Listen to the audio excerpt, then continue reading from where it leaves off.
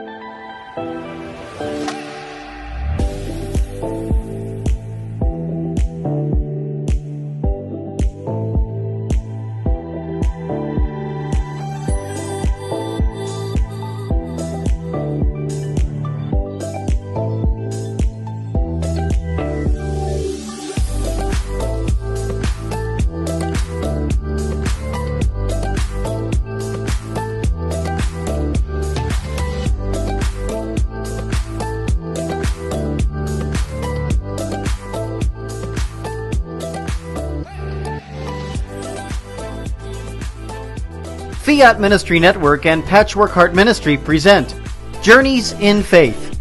Now, here's Anne DeSantis.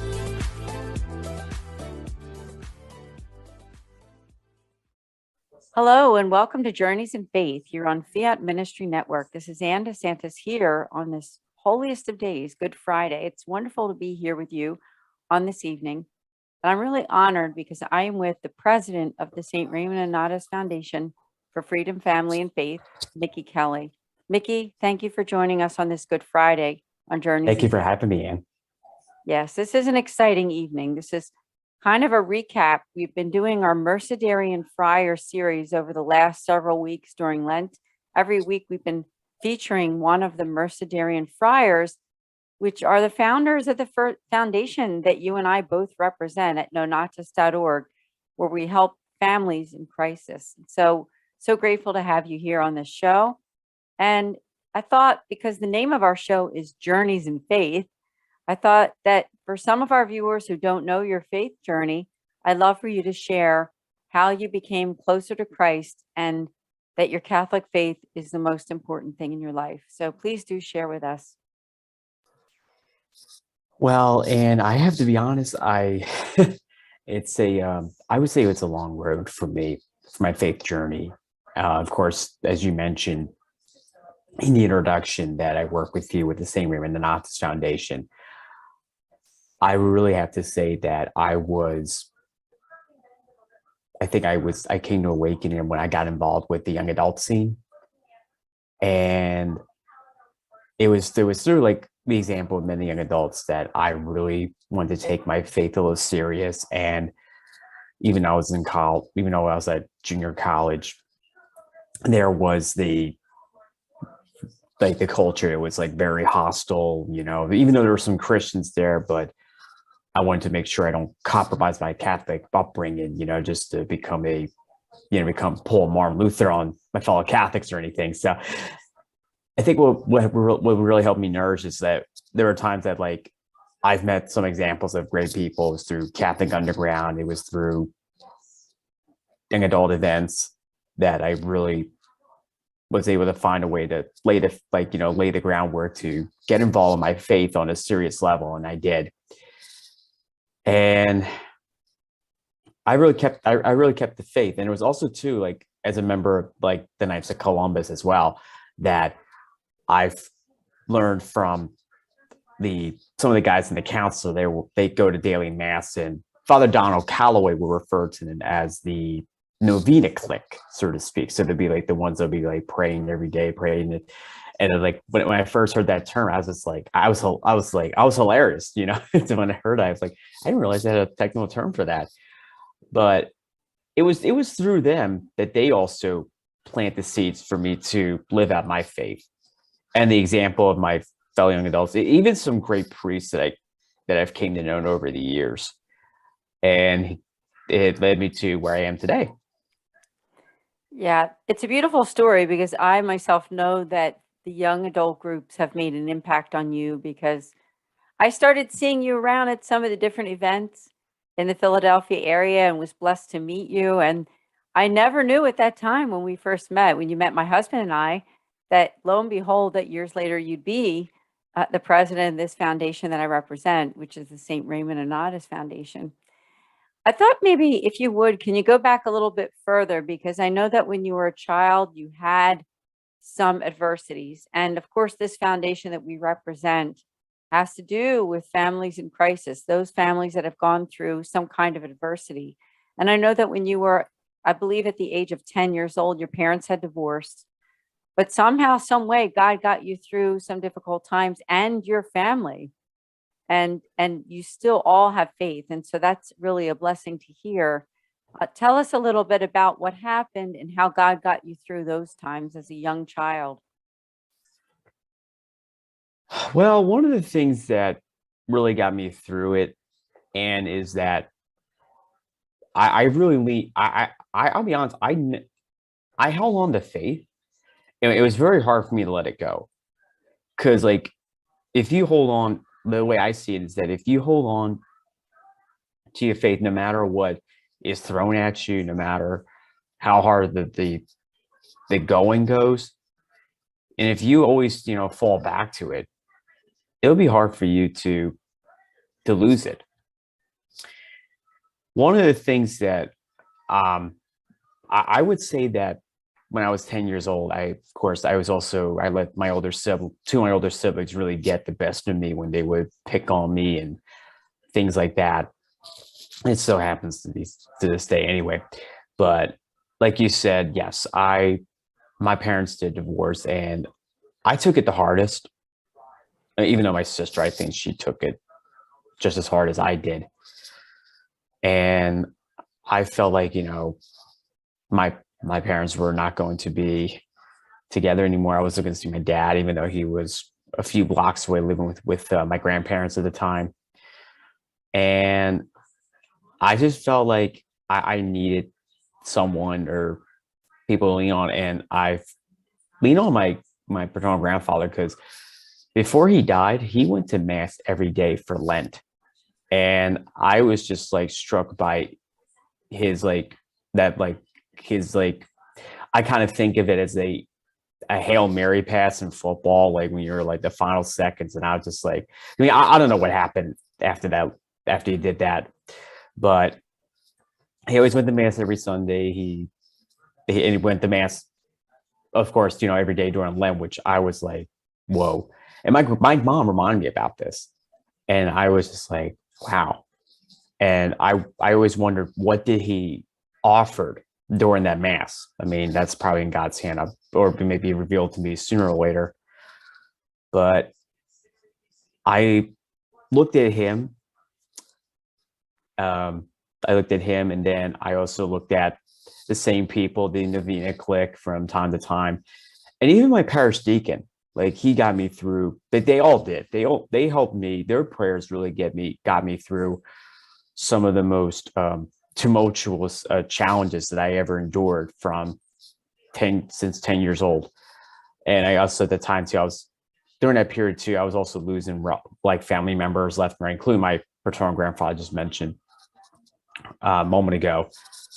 And there were times like I was like withdrawing myself from school and everything. You know, I was like my grades were like I was like I would be average, but I would play imposter. I would be kind of like I would be like kind of like say like I'll play kind of like a Forrest Gump, so to speak, you know, with like the way I was acting and things like that. And then there were times that like I went through like a period of depression, and it got to the point where I thought of ending my life. But I'm still here, still standing. Hmm. I love your faith journey. And admittedly, I've heard it before because you've been a good friend to both me and my family, and so grateful for your friendship. And thank you for sharing again your faith journey. And on that note, I would say you mentioned that you did think about the possibility of ending your own life. There might be somebody watching here on this evening. Here we are on Good Friday evening, who's feeling some kind of despair. Would you be able to offer them some hope in terms of our faith, of why that they should hold on? If you were in your life now, you would pass on the hurt and the pain to others. I remember I went to funerals of a couple of people I grew up with. One died of a drug overdose, and he was 20 years old. And him and I, we played baseball together. And there was this other kid. We were down. Well, we were all down. The three of us. We were down Florida together for a travel exhibition in Orlando. And I think what really got to me is like I was like I'm the type of person that likes to take in my surroundings. And I remember just seeing people like they were, you know, very teary. They were very distraught over, you know, this sudden loss when we all could have grown old together and, you know, just, you know, reminisce about the good times, you know, laugh, smile and things like that. But things like that are now becoming a distant memory, you know, with them gone. But if I were to say something right now to someone that might be contemplating, just know that you're needed in this world. And you're loved most importantly by God the Father. He created you for a reason, and he wants you to be his faithful witness, no matter how hard the going gets. What a beautiful testimony for this Good Friday evening. And I want to expand on that because when we come back from our commercial break, I want to talk to all of you about the meaning of this beautiful evening, the meaning of this beautiful day, and the Triduum that we're in right now, which was Holy Thursday, Good Friday, Holy Saturday, and of course, the most important of days, Easter Sunday. And so we'll be right back. Stay tuned here on Journeys in Faith. We'll be here in just a few minutes.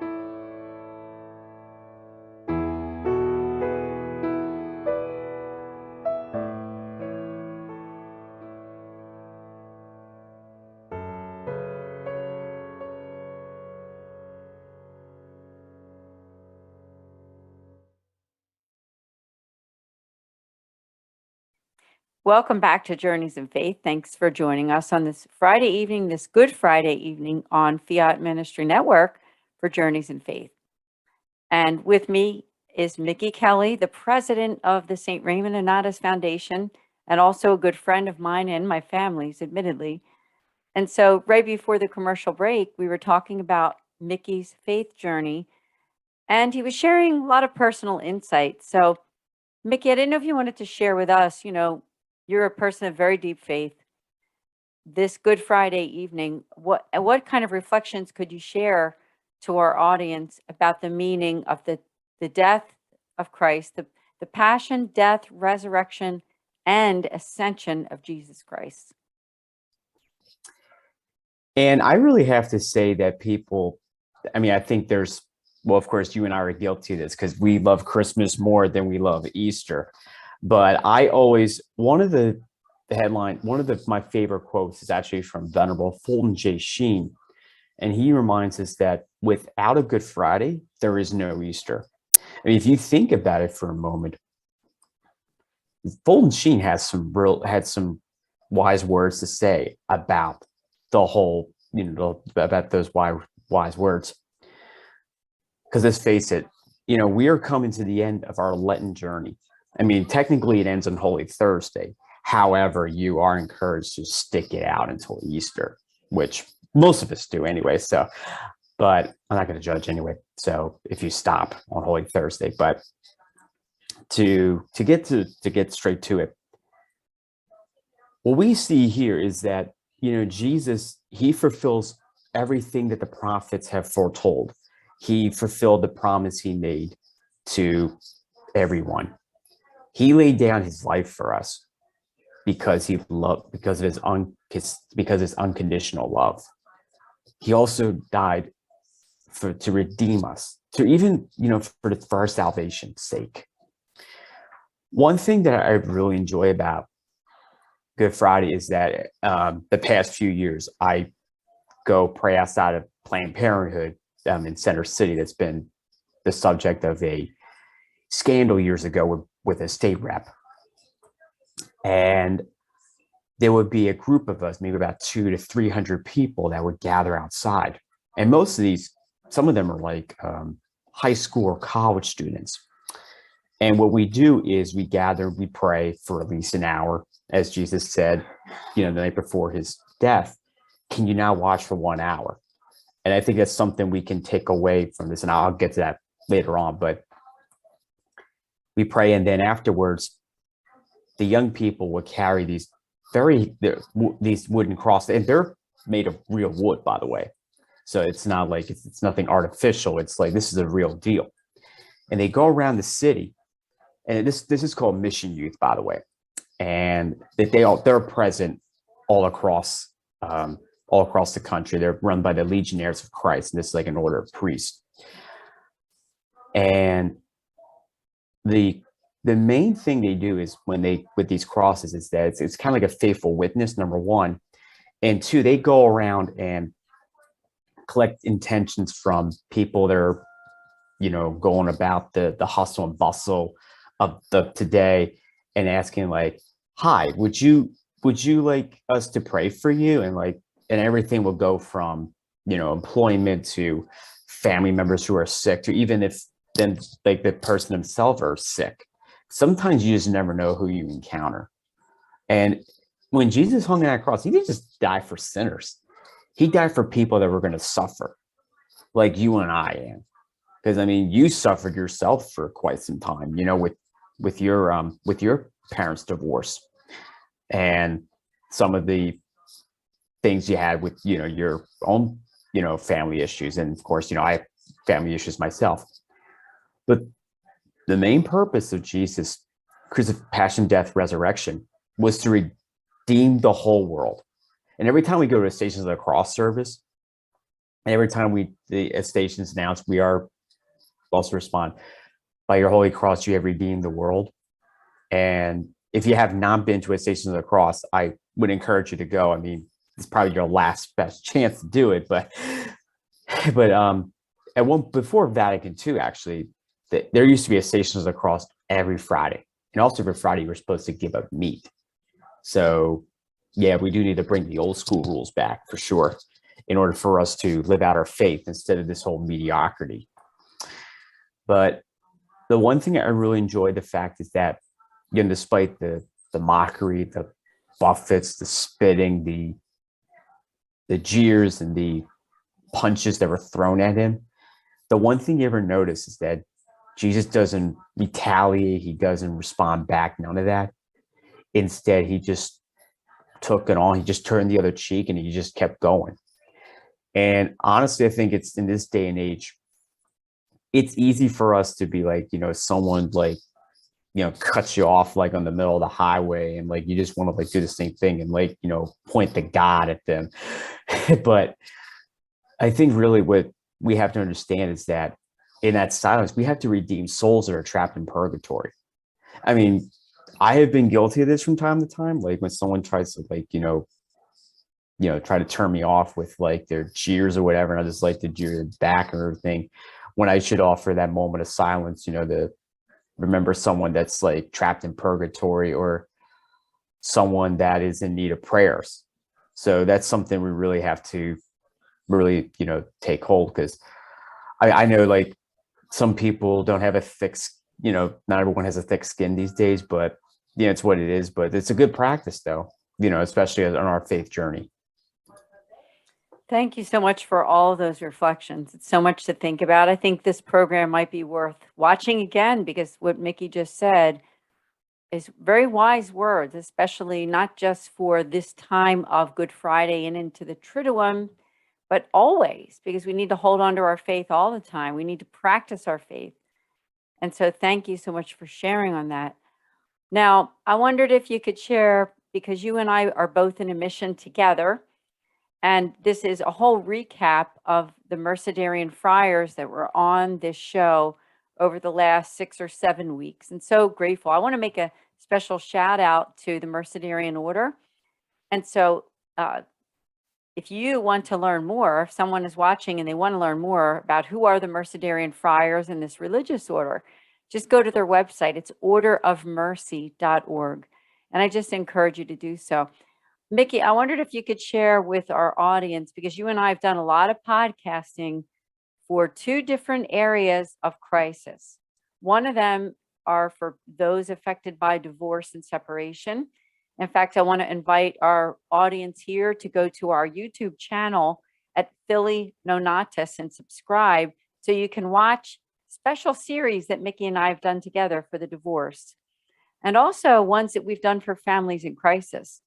And I just want to reiterate to our audience here, as far as crisis, those people may be those affected by divorce. They could be people who have lost a job, lost a loved one, someone who is sick with cancer or some other ailment, any type of health or emotional, psychological issues. So we're there for you.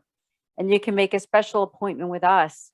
The Mercedarian friars are available for pastoral appointments through the St. Raymond Nonatus Foundation. Just go to our website at nonatus.org and make your appointment. It's all free because we are a Catholic 501c3 nonprofit. So we hope we hear from you. Mickey, I wondered if you could share with our audience a little bit about the work you and I have done with our podcasting and some of those topics that we've talked about. Sure, Anne.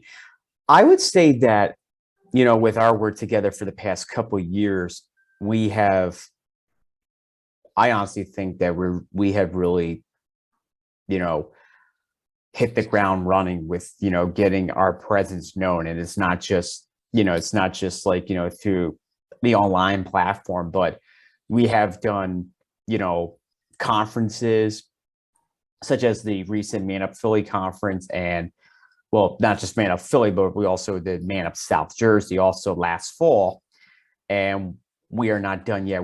As a matter of fact, I think we're looking at a couple of events going down the road to say, there's a family event happening at Cardinal O'Hara High School later in a couple of weeks from now.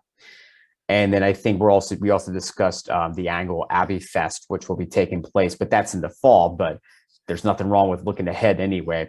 And then maybe in between we could squeeze in like a maybe say like some kind of fundraising campaign for the foundation, maybe to coincide with the feast day of St. Raymond Donatus.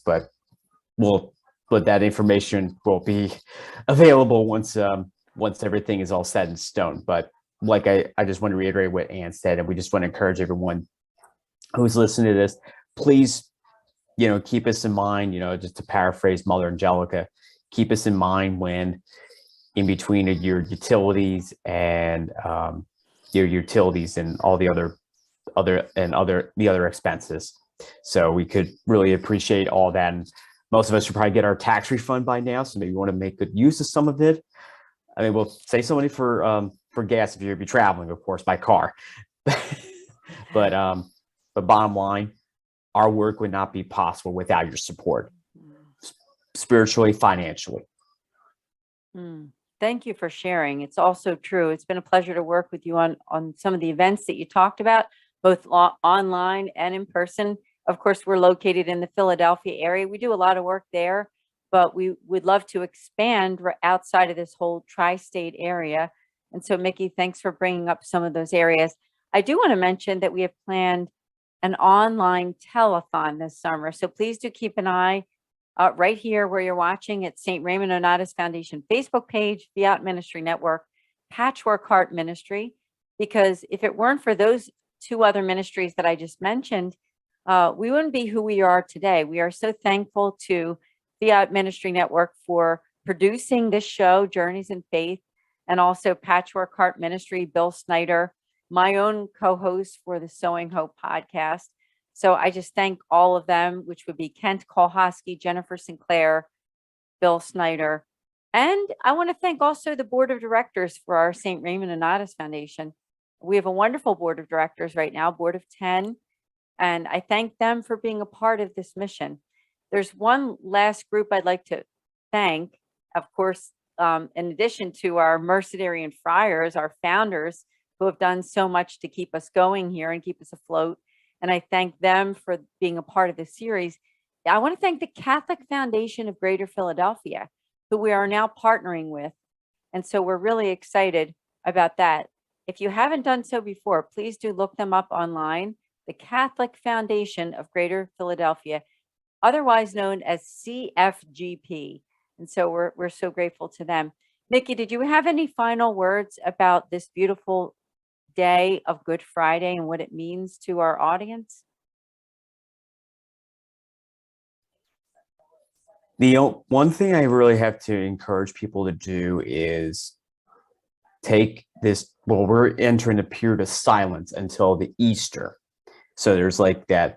And let's face it, there's actually scholars also saying that there's a 40-hour period between Christ's death to his resurrection. And it's similar to, you had 40 days, on the ark, you had 40 years wandering the desert, once the people were freed. Jesus, fasted and prayed for 40 days in the desert. Whew, 40, my goodness. And we're just getting started, my fellow Catholics. So yeah. But also we have the 40 hours devotion too. And some parishes will be doing that usually towards the end of the year, of course, from between All Saints Day to the beginning of Advent, typically speaking. But I do like to encourage people during that 40-hour period between your Good Friday service and of course the Easter Vigil or Easter Sunday, take that time and use that as an opportunity to pray. Pray an extra rosary, pray an extra Divine Mercy Chaplet, whatever floats your boat, and offer it for those who are in need of prayers, especially, we're hearing about what's going on in Ukraine, and there's also the 5 babies that were found in Washington. Then many activists are demanding justice for the 5 to get an autopsy to find out what the official cause of death. And there's no question in my mind that is actually homicide, in my opinion. And it's not a blob of tissue; it's a human being. So we do have to pray for God to redeem the whole world by His holy cross, and we too must do our part to fulfill, Christ's commandments, works of mercy, prayers, holy hours, whatever it takes to heal the souls who have fallen away. And let's face it, many Catholics who have fallen away from the church, and most of their excuses are inexcusable. There's no excuse to run away from the Catholic Church. I understand you're frustrated. I understand that. But you know what? Let me tell you something. The Catholic Church has done a lot more than many of these charismatic Protestant churches, more than you ever realized. And I also like to say to those of you who like to go to church just on Christmas and Easter, come home. Come home to the one holy Catholic and apostolic faith. It will change your life. And after Easter, commit to going to Mass every given Sunday. It's good for the soul. And to the fathers in the family, be role models, be leaders in your household, lead your children. If they see you reading the Bible, they will pick up that habit. If they see you genuflect before you enter the pew in church, they will follow if the power of man will speak volumes for the children. And if the fathers are pouring out good habits, those children will be willing to mitigate those habits themselves. So don't be afraid to set an example to your children. Men, man up. And of course, to our clergy, do not teach mediocrity from the pulpit. Rather, uphold your vocation as a priest and start saving souls. Do not appease people that want to see the whole woke ideology in the churches. There's no room for wokeism in the church, not even the liturgy. You have a job to save souls, and that's your first and foremost priority. And when Jesus hung on that cross, he thought of all those priests that were going to represent his church, priests, bishops, cardinals, and all the future popes that were to come after St. Peter. So, fellow Catholics, are we ready to step up our game? And are we ready to step into the breach? Thank you for your words of wisdom. Thank you for being the president of the St. Raymond Donatus Foundation. And I wish you, Mickey, and your family a blessed Easter. And to everyone watching this show right now, thank you for joining us on this Good Friday. I think that Mickey's advice for all of you on this Triduum is very important. Take the time to pray. And I wish all of you the most wonderful Easter celebration of the resurrection of Jesus Christ. Mickey, thank you for being our guest on this evening. And thank you so much for having me. And don't forget, fellow Catholics, we have 50 days of celebration ahead of us starting on Easter. So say Happy Easter 50 days straight. Annoy a few people if you want to. Amen. And we'll see all of you next week here on Journeys in Faith with Anne DeSantis on Fiat Ministry Network. God bless.